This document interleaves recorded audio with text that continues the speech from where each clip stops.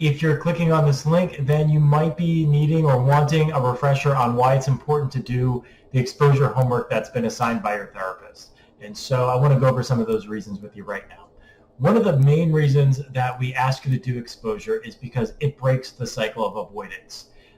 You've likely had discussions with your therapist at this point about the problems with avoidance. And so exposure is a direct way in which you can challenge and break that cycle of avoidance. What we know is that while avoidance feels like it's something that might work in the short term, we know that in the long term, it really just causes more problems than it helps. So exposure practice is a way to break that cycle and directly confront your fears without the use of any rituals or safety behaviors. Some ways in which exposure more directly helps you is that it gives you the opportunity to get some real feedback from your environment. And you see that in a number of different ways, actually. One of the ways is that you get to compare what actually happens to what you expected to happen before you approached your exposure exercise.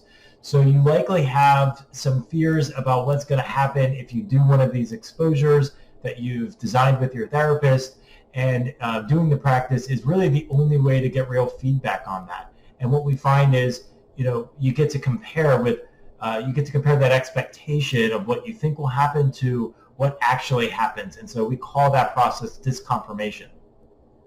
Another reason or another way in which exposures help is that it facilitates and allows for the process of habituation, which is essentially just easing in and getting used to the feelings associated with the exposure or the feared situation that you're trying to confront. So whether it be anxiety or distress or just high emotions overall, habituation essentially is the process by which that feeling decreases over time rather than increases. What we know is that avoiding the situation actually makes you more afraid of the situation in the future, and by confronting it and allowing for habituation to happen, you get more comfortable and you become less afraid of the situation in the long run.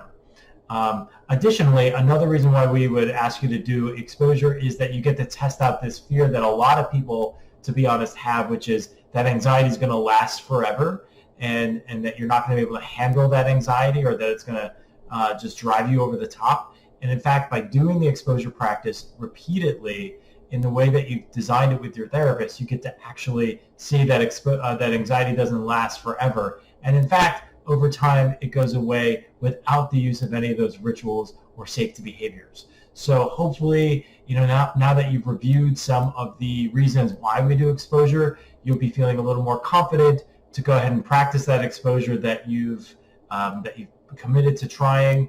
And I really want to encourage you to try it, even if you're really afraid. Give it a shot and look for getting that real-time feedback on what it is you're afraid of.